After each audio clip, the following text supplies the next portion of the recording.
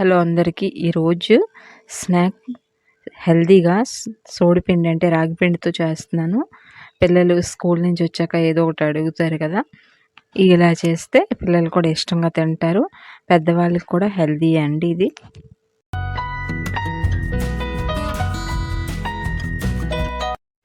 దీనికోసం అండి 1 కప్పు రాగి పిండి తీసుకొని ఇలా పెద్ద బౌల్లో వేసి దీన్ని మనం మిక్స్ చేసుకుందాం. దానికోసం అరకప్పు పంచదార వేసుకొని ఇందులో చిన్న సాల్ట్ కూడా వేసి వాటర్తో కలిపేసుకోవాలండి.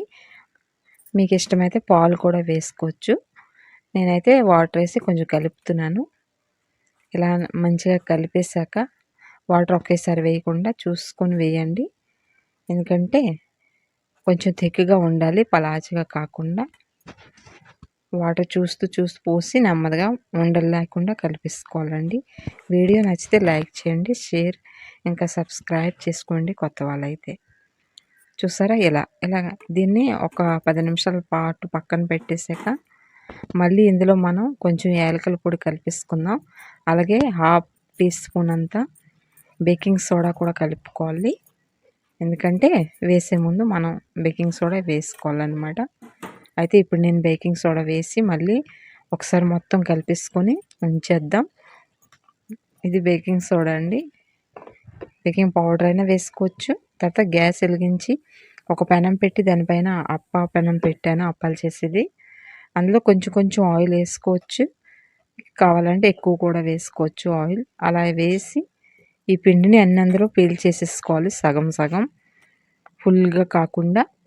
ఈ రాగి పిండి మొత్తం వేసేసుకున్న తర్వాత పైనుంచి కూడా ఆయిల్ వేసి దీన్ని 10 నిమిషాల పాటు లోలో ఉడికించాలి. అలా మళ్ళీ ఒకసారి చెక్ చేసుకుని పైనుంచి మళ్ళీ ఆయిల్ వేసేయండి. ఎందుకంటే కొంచెం డ్రై లాగా అనిపిస్తుంది కదా, వేసి దీన్ని టర్న్ చేసేయాలి. తిరగేసేసిన తర్వాత ఇంకొక 5 నిమిషాల పాటు ఇలాగే ఉంచితే మనకి రెడీ అయిపోతాయి. పెద్దవాళ్ళ కోసం, పిల్లల కోసం ఎంతో ఇష్టంగా తినే స్వీట్ అప్పాలు. హెల్దీ కూడా. రాగి పిండి అలా తినమంటే తినరు కదా, ఏం చేసినా ఇలా చేస్తే పిల్లలందరూ నచ్చుకుని తింటారండి. వీడియో నచ్చితే లైక్, షేర్, సబ్స్క్రైబ్ చేసుకోండి. ఇంకా మంచి వీడియో కోసం ఛానల్ని సబ్స్క్రైబ్ చేసుకోండి. ఒకసారి చూడండి ఎంత లోపల వరకు మంచిగా కుక్ అయిపోయింది. ఇలా చాలా టేస్టీగా, హెల్తీగా ఉంటాయండి ఇవి. తప్పకుండా చేయండి. వచ్చి వీడియో వారికి thanks for watching. Thank you.